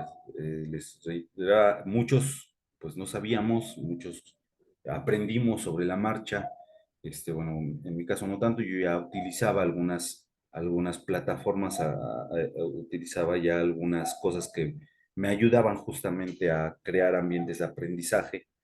Las carreras en el instituto, como comenté hace un momento, son muy técnicas. Aquí son demasiadamente técnicas, entonces, o llenas de mucha tecnología y vivimos con muchísimas cosas que tienen que ver con simuladores, con plataformas que nos ayudan a generar esos ambientes de aprendizaje, a corroborar lo que han aprendido nuestros estudiantes, pero había el caso de compañeras y compañeros colegas que no tenían esa habilidad, no habían practicado con situaciones virtuales, ¿no? Entonces, incluso para los estudiantes también tuvieron que aprender. Tal vez el proceso de utilización de todas estas herramientas, de todas estas plataformas, haya sido probable o es probable que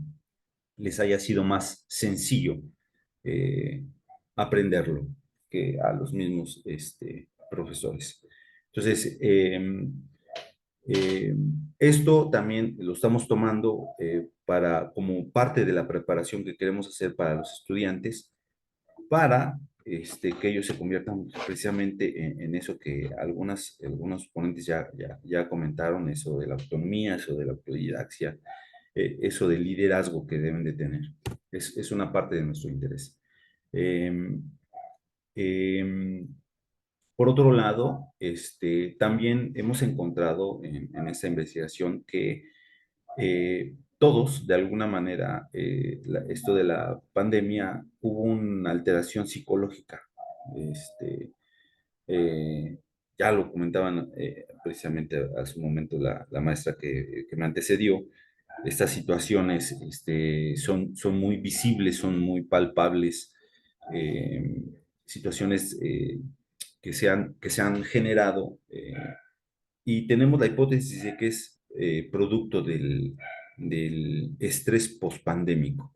Entonces, esto también es una parte central de lo que estamos estudiando, de lo que estamos buscando, porque es justamente hacia donde vamos a ir a atender con aspectos tecnológicos que nos ayuden a mitigar este tipo de efectos. Bueno, otra cosa que estamos buscando también es el fortalecimiento de los valores, ¿no?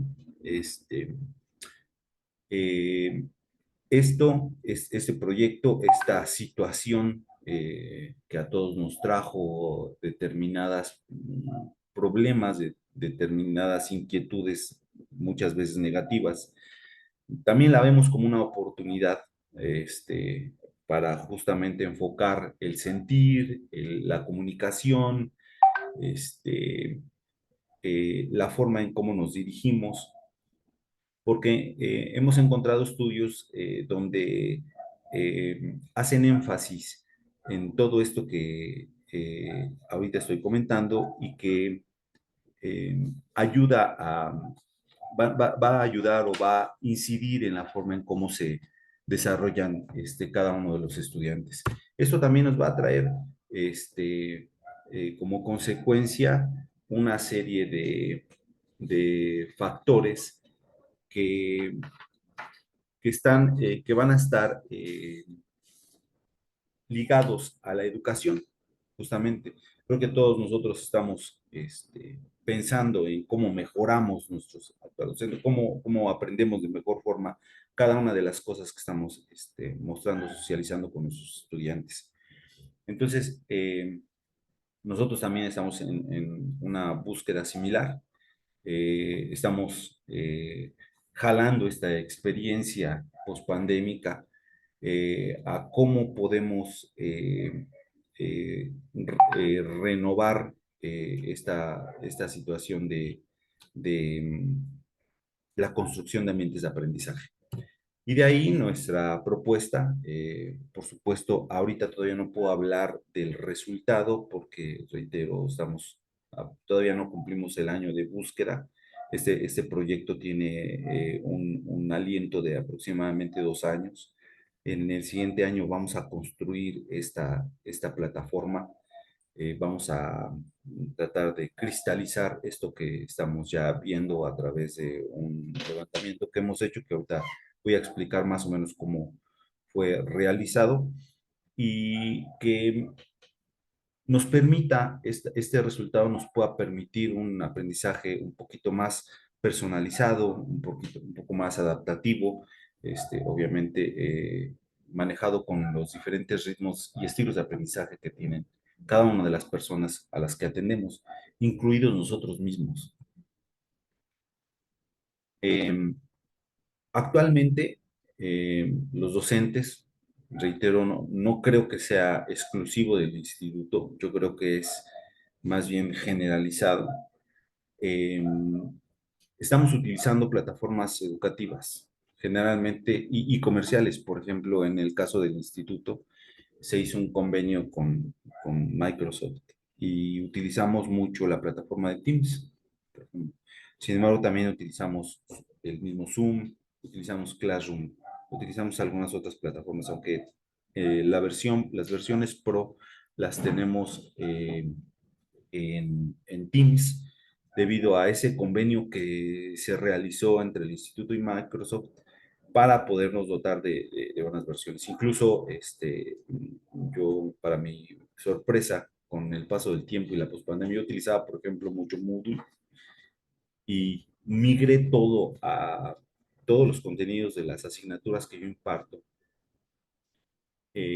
Los migré a Teams, ya que encontré más bondades en Teams que en el mismísimo Moodle, que también es una plataforma eh, muy utilizada en el ambiente académico, una plataforma que también tiene mucho potencial. Eh, Encontré que Teams podía darme más posibilidades, algunas posibilidades más todavía, con muchísimo más acceso, por ejemplo. Entonces, entre otras cosas, también buscamos que los estudiantes se vean en desventaja por la falta de acceso a estas herramientas digitales. Algo que se encontró durante este estudio que hemos hecho es que sí, hay carencia todavía en algunos sectores de la población. Todavía no todos pueden acceder a las herramientas tecnológicas, porque además también, bueno, aquí hemos hablado muchísimo de la tecnología, pero a veces poco o se deja de lado un poco que esto cuesta y acceder a estas cosas, si bien ya parece muy masificado, todavía hay personas que por los aspectos económicos no han podido acceder como se debe. Entonces, nosotros hemos utilizado estas plataformas, en general han sido estas.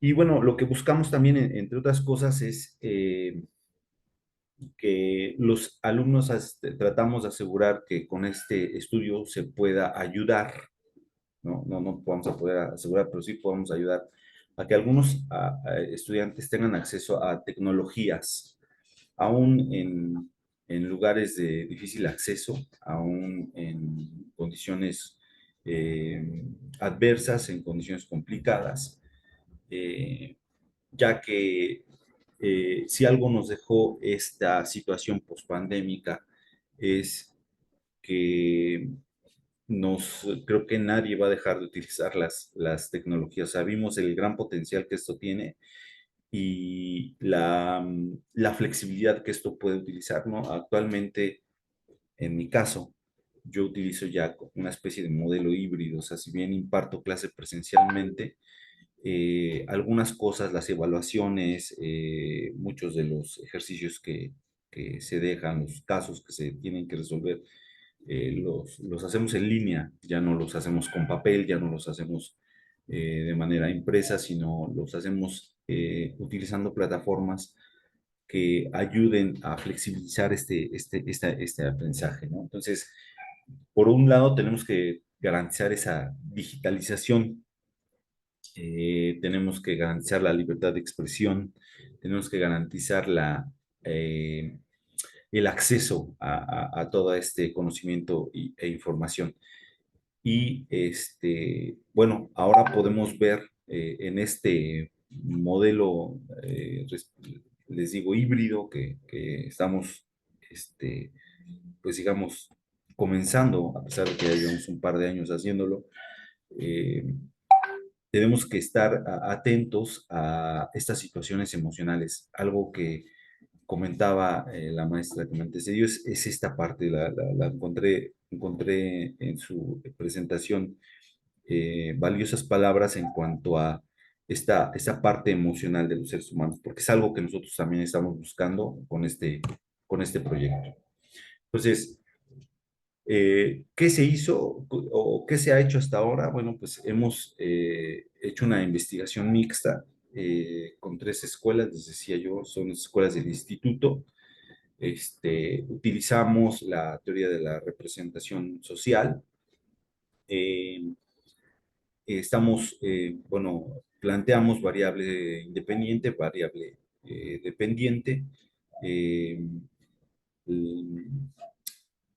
y encontramos cosas muy interesantes. ¿Cómo qué cosas encontramos? Bueno, pues hemos encontrado que, por ejemplo, el 34% de estudiantes en zonas urbanas sin acceso a Internet aún todavía están en situaciones complicadas con la continuidad de sus aprendizajes. Es un dato que resalta, incluso hemos encontrado que estudios, por ejemplo, que tiene la CEPAL, tiene más o menos cifras similares a las que encontramos.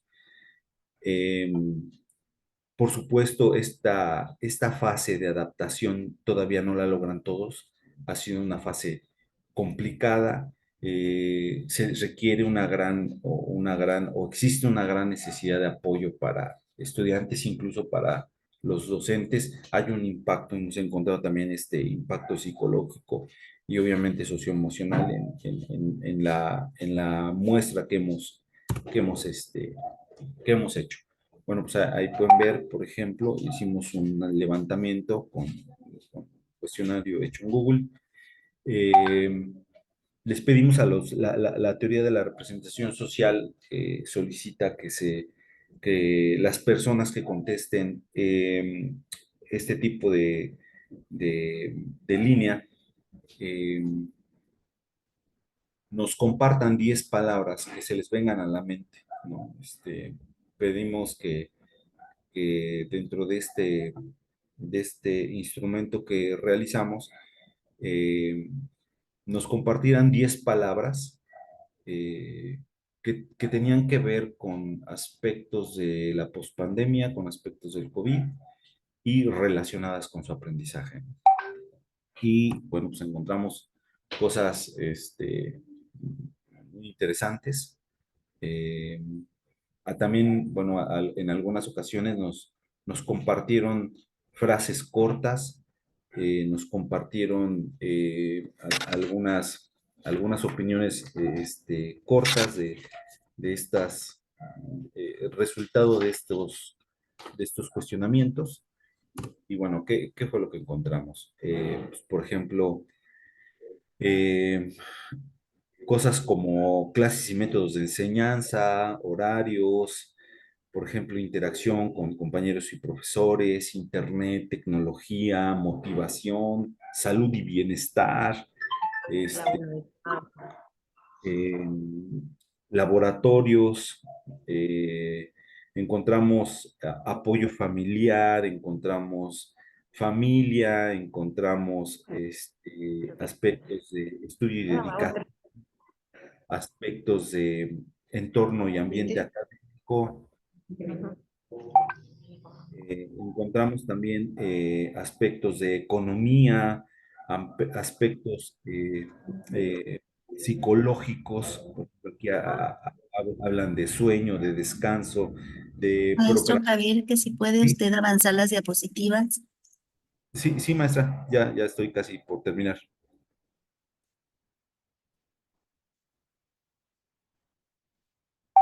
Encontramos también aspectos de alimentación, encontramos aspectos de, em, eh, de ambiente familiar, encontramos de ambiente estudiantil, encontramos aspectos de alimentación, encontramos aspectos de evaluación, encontramos aspectos de autoestima y de estabilidad emocional, entre otras muchas cosas que encontramos.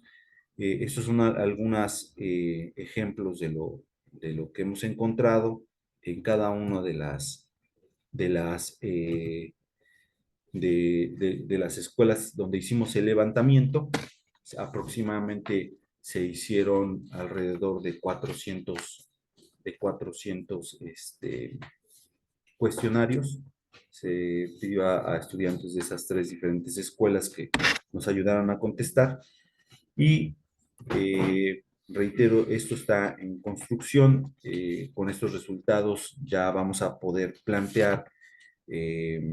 Tenemos en mente realizar una plataforma tecnológica que nos ayude de alguna manera, a mitigar estos efectos, sobre todo los efectos negativos que se han dado a lo largo de este periodo pospandémico. Obviamente encontramos que pues esta tecnología va a ofrecer desafíos y oportunidades para mejorar la calidad en la educación, la inclusión, entre otras cosas. Notamos que hay un cierto rezago, como lo comenté, eh, respecto de los estudiantes que están tomando las clases presenciales. Y bueno, generalmente podemos ver que esta situación pospandémica reveló desigualdades, reveló carencias en el acceso, carencias en el acceso a la tecnología, en la conectividad. Sin embargo, esa es parte de lo que hemos encontrado y de lo que vamos a tratar de proponer en en la siguiente faceta de este proyecto de investigación. Y bueno, creo que, pues de mi parte, eso es todo.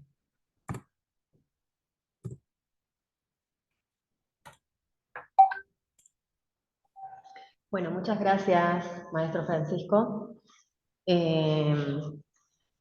Quisiera abrir el micrófono a los asistentes si quieren realizar alguna pregunta o por el chat.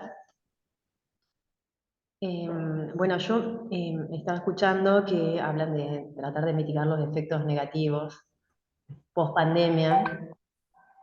Y si bien el trabajo está en proceso, ¿cuáles creen ustedes serían los pasos a seguir? Luego de haber recolectado cierta información que tiene que ver con estas diferencias, las brechas que existen, más que nada con los recursos, y ahí lo podemos conectar con la idea de justicia social. pero me gustaría saber cuáles serían para ustedes los pasos a seguir a corto plazo. A corto plazo, uno de los primeros pasos que tenemos que hacer es construir todo el marco referencial. Lo estamos haciendo en estos momentos de la teoría de la representación social, obviamente con los datos que tenemos ya del proyecto, con los datos que hemos levantado. Y el siguiente paso, una vez que tengamos ese marco de la teoría de la representación social, es construir este apoyo tecnológico que tiene que ver, pues reitero, con alguna plataforma. He escuchado ahorita en las presentaciones que se han dado a lo largo del día, situaciones con inteligencia artificial, situaciones con algo así, o sea, va por ahí caminando la idea para poder plasmar alguna ayuda para los estudiantes. Tampoco me quedó claro, yo entiendo que son alumnos de escuela secundaria, los politécnicos, ¿es No, verdad? son escuelas de No. nivel medio superior, y son dos escuelas de nivel medio superior y una Vale. escuela de nivel superior. Específicamente, yo trabajo en la escuela de nivel superior, en la Escuela Superior de Ingeniería Mecánica y Eléctrica, y mis compañeras trabajan en dos centros que se llaman Centros de Estudios Científicos y Tecnológicos. Una está en el número 3 y otra está en el número 6. Bien, bien, bien. O sea que serían, claro, ya adultos con Y ya son los... personas, bueno, sobre todo los de nivel superior ya son personas. Ujú. Claro. Bueno, a seguir trabajando eh, y bueno, tratar de ir encontrando las formas de poder revertir ciertas situaciones, lo cual no va a ser fácil, pero sí es posible. Así que bueno, felicitaciones. Eh, Agradezco la participación. Bueno, si nadie tiene alguna otra pregunta o comentario, estaríamos dando por finalizado esta mesa. Gracias por el espacio. Bueno, muchísimas gracias. Un gusto enorme. Bueno, nos despedimos entonces de esta sala. En la sala 2 ya estaríamos finalizando con las presentaciones del día. Y pueden continuar uniéndose a la sala 1, que hay algunas exposiciones interesantes que pueden escuchar. Así que un gusto y nos seguimos viendo en otra sala.